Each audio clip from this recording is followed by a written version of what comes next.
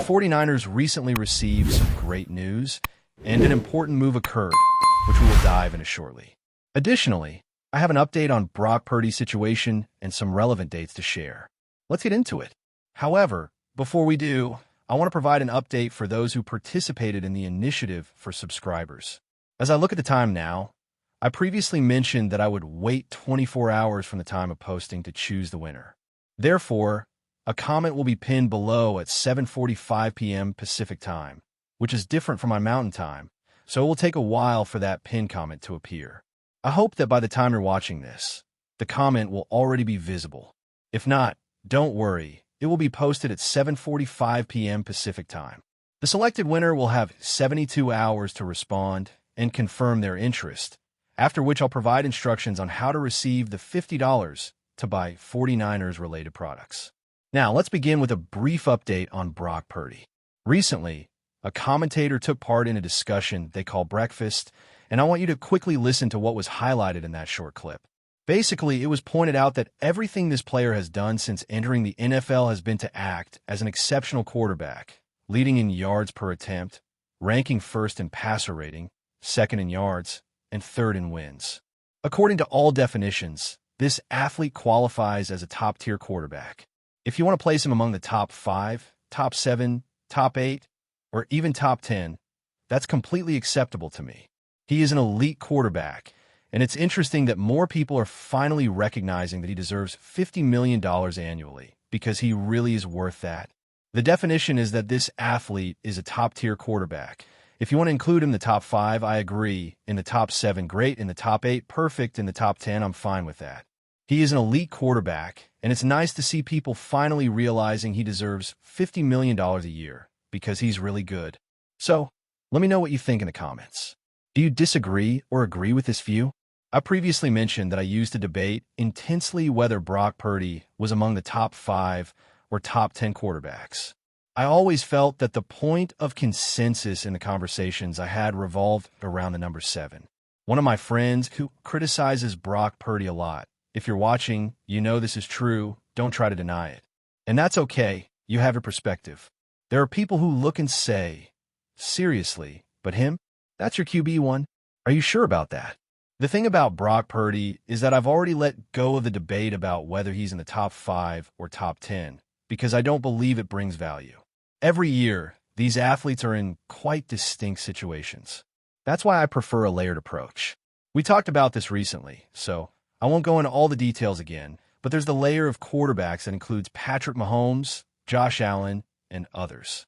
Outside of that layer, regardless of who you consider, there's a second layer of quarterbacks that essentially includes 28 NFL teams.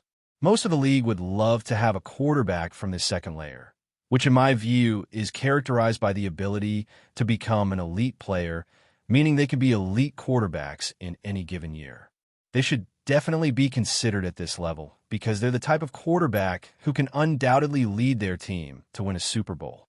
They may not offer the best chance to win a Super Bowl compared to other players, but based on the classification discussed, there are currently only 4 teams in the NFL that have one of these players.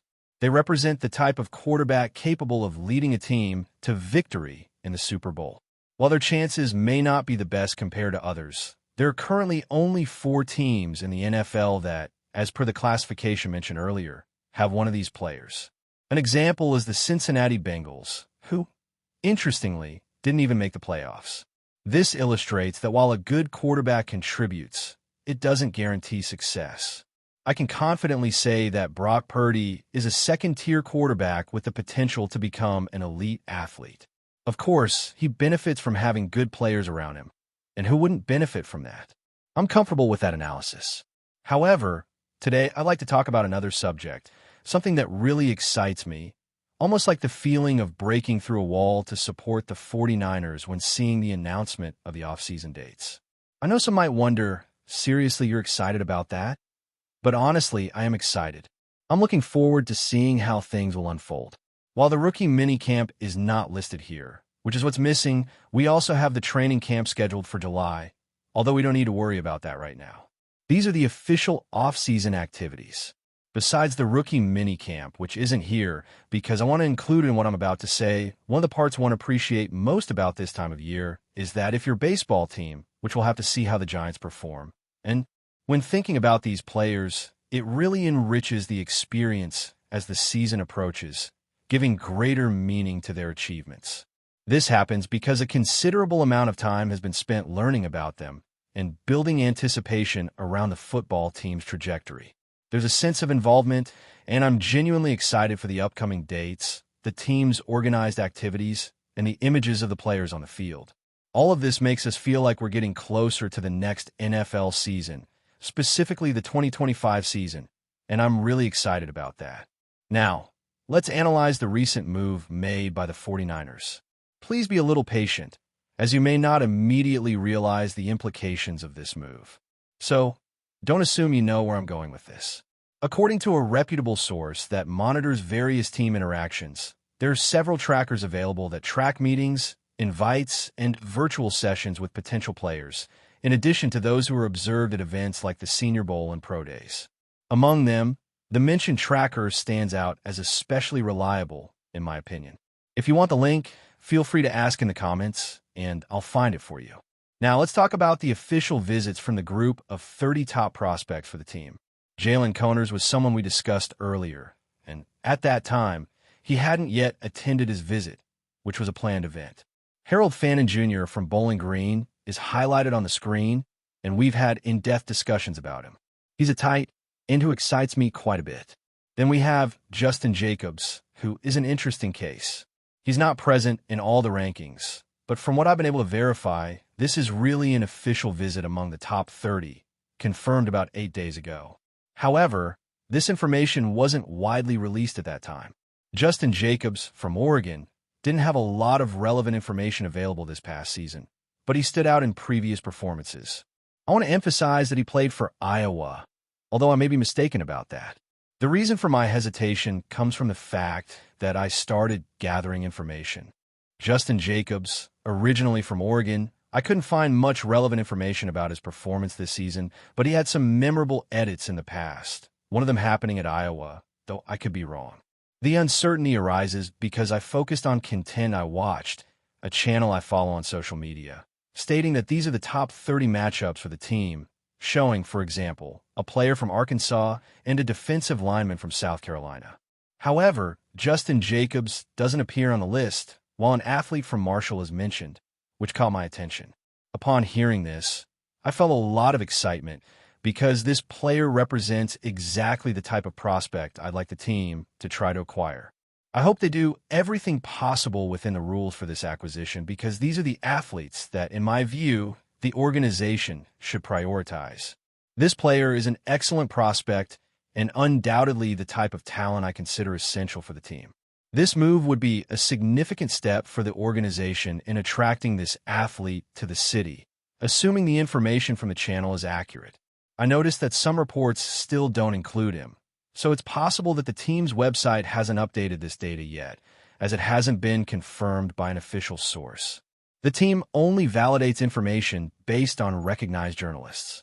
Therefore, if I say the team met with this player, it won't have much credibility, since I'm not an official journalist. With that in mind, he is ranked 12th in the PFF rankings, and to clarify, this ranking doesn't take draft needs into account. It's entirely general. So, when considering the players that teams need, this athlete's position could change depending on how each one views the draft, which could also affect his value, since if a team really needs a quarterback, it would directly impact their choices. When reflecting on the players that teams need, it's important to realize that this athlete can rise or fall in the rankings, depending on the perspective on how the draft will unfold. This would also affect the player's value. For example, if a team has an urgent need for a quarterback and his PFF ranking is 35, selecting that quarterback at the second overall pick, the 12th player's position could be seen as 13th. The fact is, this is a first-round talent, a great prospect, and the team has considerable interest in acquiring him, which is very encouraging. What PFF mentioned about this player is that he has only 2 years of starting experience and didn't face the most challenging competition to assess his NFL talent over that time. However, he stood out the way you'd expect from a future NFL player earning standout grades in pass rush and run defense, along with numbers in the 90th percentile for win rate and run stops. He has general skills situated between the top 50 and is projected to be a starting-level linebacker in a 3-4 defense. His PFF grades 2 years ago placed him 12th among edge rushers, and this year he reached second. This is quite remarkable, considering the number of players in college football. While PFF doesn't yet have all the pros listed for every player, a well-known site has very good scouting reports if you're interested in exploring this information. Regarding his characteristics, he has an adequate length for the NFL position, long arms, and a good physique, maintaining balance. He's rarely knocked to the ground and has an explosive first step that allows him to immediately threaten offensive tackles. His balance and lateral quickness are adequate, enabling him to consistently penetrate gaps. He plays physically, always looking to shed blockers, although he hasn't completely mastered that technique. The only 3 drawbacks I found are not very alarming. Attacking from the back foot could help him attack outside more efficiently, and he needs to keep his eyes focused when making contact. This outside attack issue is something the team would certainly expect from him, especially in a wide-end scheme, but if they maintain that approach, he really needs to have high vision. It's essential that the attacking player keeps his vision elevated while making contact. This is especially important for a specific team, notably in its broader format. By adopting this approach, it's crucial that he keeps his eyes up during contact since his hands can sometimes get too high, resulting in unwanted contact with a blocker's face mask. This was a topic debated with several prospects last year, and when evaluating a player, the focus is on the ability to correct weaknesses. For example, if the limitation is related to arm length or wingspan, it becomes a challenging issue because it's something the athlete can't modify. However, if the concerns are about vision, body shape, or hand positioning, those are elements that can be worked on through training. This is definitely the least concerning issue. From the beginning, the lack of competition phase stood out, which could also be considered a negative. Overall, there is genuine excitement about this. In fact, there are only 21 days left, although it's mentioned as 22, but this detail can be overlooked. The most important thing is that there are 18 or 19 days left until the first official day of off-season activities. This event isn't limited to a single team, but it's understandable to feel the anticipation for the upcoming events. The league year has already started, and it's exciting to anticipate the beginning of off-season activities, where players will have meetings, and there will be recordings and photos of the facilities. There's real excitement surrounding this, and it's hoped that this same energy will be shared. Opinions can be left in the comments, and the appreciation for the support is recognized. A special surprise is also being planned. Wishing everyone a wonderful night, and the week is almost coming to an end. But before we dive in, don't forget to subscribe to 49ers Zone and hit the like button on this video. Your support helps us keep bringing you the latest updates on the San Francisco 49ers. And don't forget to share your thoughts on the news in the comments below. The buzz surrounding Myles Garrett's potential move to the San Francisco 49ers has NFL fans on the edge of their seats. For weeks, rumors have swirled, but recent developments have intensified the speculation. Could the reigning Defensive Player of the Year be donning the red and gold of the 49ers in 2024? As one of the most dominant defensive players in the league, Garrett's potential arrival could completely reshape the 49ers' already formidable defense. A move like this might just be what San Francisco needs to secure another Super Bowl appearance. But the road to this dream scenario is anything but simple. Garrett's career with the Cleveland Browns has been nothing short of spectacular. After being drafted first overall in 2017, he's established himself as the face of the Browns defense. With 6 Pro Bowl selections and 4 All-Pro honors, Garrett has proven to be one of the league's premier pass rushers. In 2023, he took home the prestigious Defensive Player of the Year award, showcasing his exceptional ability to disrupt offenses with 14 sacks and a career-high 4 forced fumbles. His name is now synonymous with defensive excellence, and his potential departure from Cleveland has raised eyebrows across the league. For the 49ers, the addition of a player like Garrett could elevate their defense to historic levels. With defensive stalwarts like Fred Warner and Nick Bosa already leading the charge, Garrett's presence would give San Francisco a ferocious defensive front capable of pressuring quarterbacks in ways few teams can match. The 49ers' pass rush, already ranked among the league's best, would become an even more intimidating force. Opposing offenses would have to account for Garrett's relentless speed and power, which could change the game in critical moments. However, such a move wouldn't come without its challenges. The 49ers would need to navigate complex salary cap considerations and potentially sacrifice key players or assets to make room for Garrett. Furthermore, Garrett has made it clear that he wants to be in a situation where he can compete for a Super Bowl. And with the 49ers roster already stacked with talent, this could be the perfect opportunity for him to pursue that elusive championship. But would Cleveland be willing to let go of their star defensive end, or will they do everything in their power to keep him in the fold? As the offseason unfolds, all eyes will be on this blockbuster potential trade. Could Myles Garrett be the missing piece to the 49ers' Super Bowl dreams? If the deal goes through, San Francisco's defense could be nearly unstoppable, sending shockwaves throughout the league. Fans of the 49ers and NFL enthusiasts alike will be eagerly waiting to see how this story develops, and whether Garrett's talents will soon be unleashed on the West Coast. That's it for this update. If you enjoyed the video and want to keep receiving exclusive news about the San Francisco 49ers, make sure to subscribe to 49ers Zone and give this video a like. We always look forward to hearing your comments and opinions. See you in the next video.